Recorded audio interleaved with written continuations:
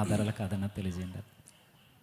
So వారు చెబుతున్నటువంటి పురావస్తు ఆధారాలు ఏవైతే ఉన్నాయో అవి ఏవి కూడా వారు రచించుకున్న కావ్యంలో చెప్పినటువంటి స్థలాలకు సంబంధించినవి కావు. ఉదాహరణకు రీసెంట్గా గౌరవ సుప్రీంకోర్టు వారు రామ మందిర నిర్మాణం జరిగినటువంటి చోటు అది రాముని పుట్టుకకు సంబంధించింది అన్నటువంటి ఆధారాలు లేవు అని చాలా క్లియర్గా చెప్పింది. అక్కడ రామ మందిరం ఇంతకు ముందు ఉన్నట్లుగా ఆధారం లేదు అని చాలా క్లియర్గా చెప్పింది. కానీ మనోభావాల కోసం సొసైటీలో శాంతి భద్రతలు నెలకొల్పడం కోసం అక్కడ రామ మందిర నిర్మాణం చేయమని ఉత్తర్వులు ఇచ్చింది. సో సుప్రీంకోర్టుకే దొరకలేదు పురావస్తు ఆధారాలు. ఇంకా మీతో మాట్లాడుతున్న వాళ్ళకి ఎక్కడి నుంచి దొరికాయో మనకు తెలియదు. అది వాళ్ళు సొంతంగా వాట్సాప్ యూనివర్సిటీ అంటారు దాన్ని. అది వాట్సాప్ యూనివర్సిటీలో దొరికింది. ఇకపోతే కొన్ని విషయాలు చూద్దాం. మీరు అడిగినటువంటి బ్రిడ్జ్ ఏదైతే ఉందో దాన్ని యాడమ్స్ బ్రిడ్జ్ అంటారు. అది వానర సైన్యం నిర్మించినటువంటి వారధి కాదు. దాన్ని యాడమ్స్ బ్రిడ్జ్ అంటారు. అది న్యాచురల్గా ఫామ్ అయినటువంటి ఒక భూభాగము మాత్రమే. అయితే ఒక ప్రశ్న ఏంటి? ఆ ప్రశ్న అంటే ఒక ఆయన లంకలోకి ఎగిరి వెళ్ళిపోయాడు. వీళ్ళకి బ్రిడ్జిలు ఎందుకు కావాల్సి వచ్చాయి? వీళ్ళు ఎగరొచ్చుగా. ఇంకో భలే ఉంటుంది చూడండి. ఒక ఆయన విమానం, ఆ రోజుల్లో విమానాలు ఉన్నాయంట, విమానం వేసుకుని పోయాడు. ఎందుకు అని అంటే ఒక ఆయన తలకాయ కింద పెట్టి పైన కాళ్ళు పెట్టి తపస్సు చేస్తున్నాడు.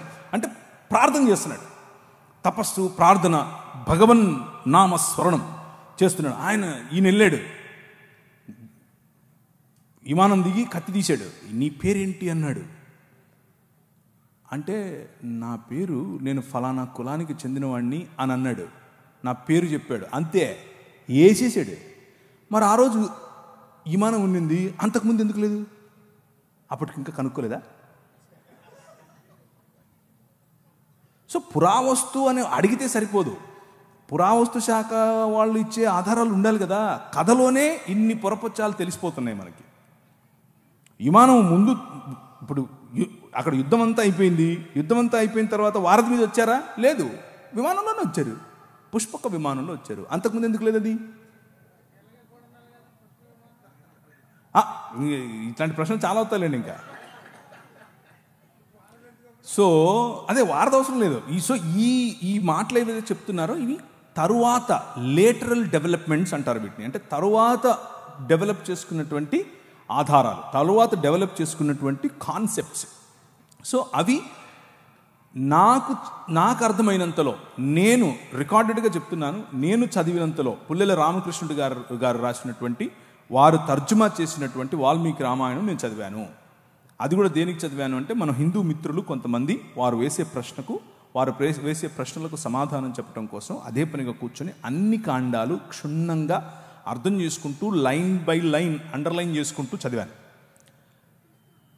కానీ అందులో వారు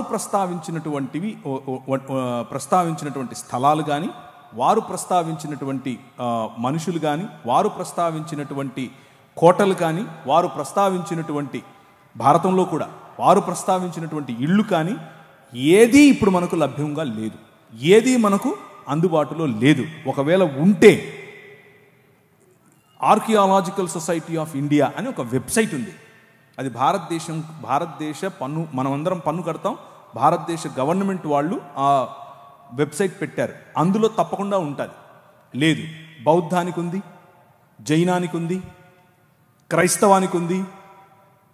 అశోకుడు జీవించిన కాలంలో శిలాఫలకాలు పెట్టాడు. అందులో అరమైక్ భాష ఉంది, అందులో తమిళ భాష ఉంది, అందులో పాలి ధమ్మలిపి ఉంది. సంస్కృతం లేదు, హిందీ లేదు, ఏం లేదు. సో ఇది ఈ పురావస్తు శాఖకు సంబంధించినటువంటి ఆధారాలు. ఉదాహరణకు లిపి, ఉదాహరణకు శిల, ఉదాహరణకు శిలాశాసనములు, ఉదాహరణకు మందిరములు, ఇలాంటివేవి కూడా వాళ్ళు చెప్తున్నట్లుగా లక్షల సంవత్సరాల క్రితం ఉన్నాయి, ఏమీ లేవు. అదంతా బూటకం. కొద్దిగా ఎప్పటి నుంచి మొదలైంది ఈ ఆధారాలు దొరకటం అనంటే క్రీస్తు శకం 2 AD తర్వాతనే దొరికాయి. 2 AD తర్వాత, దానికి ముందు క్రీస్తు పూర్వం ఎటువంటి ఆధారాలు కూడా వీరు చెప్తున్నటువంటి వాటికి దొరకలేదు.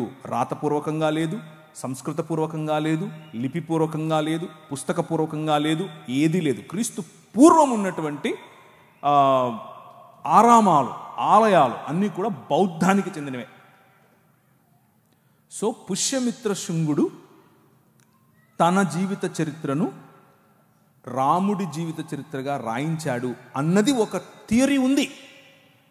అది కూడా అయ్యుండే అవకాశం ఉంది అని అంటున్నారు. అంతేగాని కొత్తగా ఇప్పుడు వచ్చి అప్పుడెప్పుడో లక్షల సంవత్సరాల క్రితం నుంచి మేము ఉన్నాం అని అంటే దానికి పురావస్తు శాఖకు సంబంధించినటువంటి ఆధారాలు లేవు. సింపుల్ కాన్సెప్ట్ అర్థం చేసుకోండి. మనిషి వనవాసిగా ఉండి ఆ తరువాత మెల్లిమెల్లిగా రాతి యుగం, ఆ తర్వాత మెల్లిమెల్లిగా లోహయుగం అంటే మెటల్ ఉపయోగించిన యుగం. దీనికి పురావస్తు శాఖ వాళ్ళు డేట్స్ వేసి పెట్టారు, ఎప్పటి నుంచి ఎప్పటి వరకు ఈ యుగం, ఎప్పటి నుంచి ఎప్పటి వరకు ఈ యుగం అని.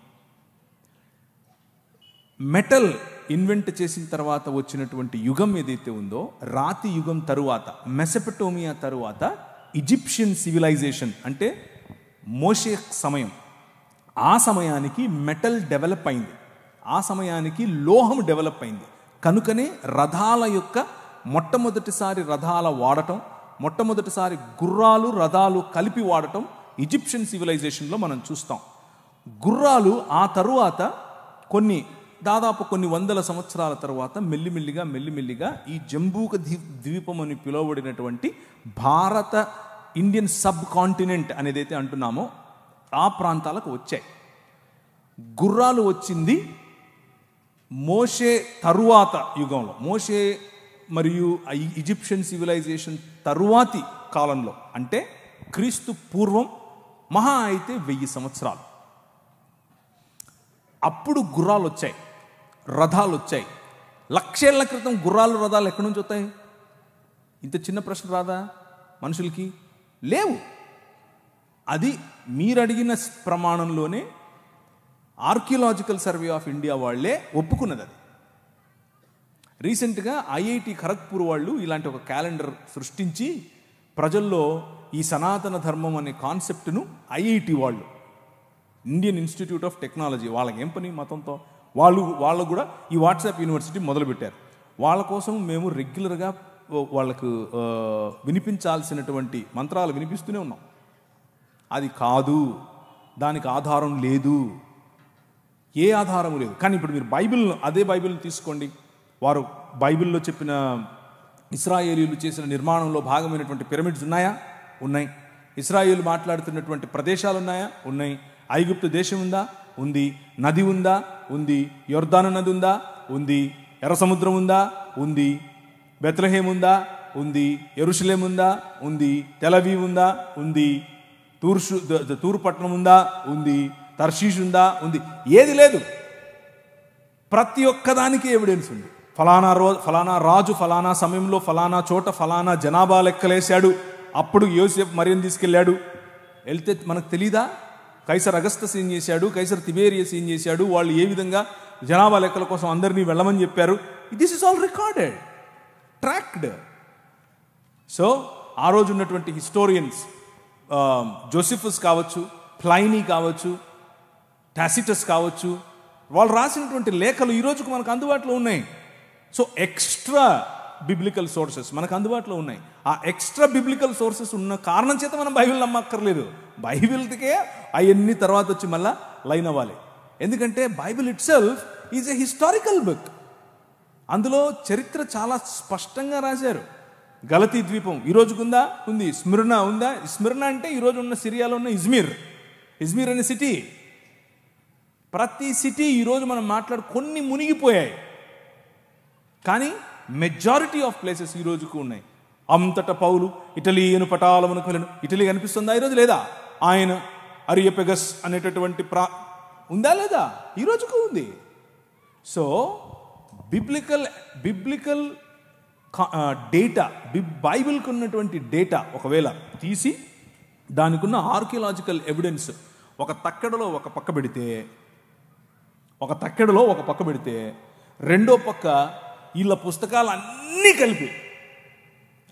కలిపి తర్వాత ముస్లింల పుస్తకాలు అన్నీ కలిపి ఆ తర్వాత ఇంకా ఏమేమి ఉన్నాయో అన్నీ కలిపి బౌద్ధం తప్ప, బౌద్ధానికి చాలా ఎవిడెన్సెస్ ఉన్నాయి. ఇవి పెడితే ఇలా ఉండేది ఒక ఇంచు కూడా పైకి లేదు. ఎందుకంటే ఏం లేదు ఇక్కడ, ఏమీ లేదు ఇక్కడ అంతా ఉంది. సో మీరు అరిస్టాటిల్ నమ్ముతారు, అరిస్టాటిల్కి ఎవిడెన్స్ లేదు. మీరు అలెగ్జాండర్ ది గ్రేట్ నమ్ముతారు, అలెగ్జాండర్ గ్రేట్ ఎవిడెన్స్ లేదు. యేసు ప్రభుకు ఎవిడెన్స్ ఉంది. అరిస్టాటిల్ పంపగా వచ్చిన దాన్ని ఏమంటారు, గ్రీక్ ప్రపంచాన్ని జయించాలనుకున్నటువంటి ఈ అలెగ్జాండర్ ది గ్రేట్ వారి పిల్లలలో ఒకడైనటువంటి ఈ శంగులు కాదు, క్షమించండి, వాళ్ళలో ఒకడైనటువంటి అశోకుడు కదా, ఆయన ఇంట్లో గ్రీక్ మాట్లాడాడు. మరి అందుకనే గ్రీక్లో శిలాఫలకాలు కనిపిస్తాయి మనకు భారతదేశంలో. అలాంటిది సంస్కృతంలో కనిపించాలిగా. ఒక్కట్లేదు. I'm not exaggerating. ఒక్కటి కూడా లేదు. మరి ఏదో చూపించండి ఆర్కియలాజికల్ ఎవిడెన్స్ ఎక్కడుందో. సో ఇదంతా కూడా ఆయాసం, అంతే.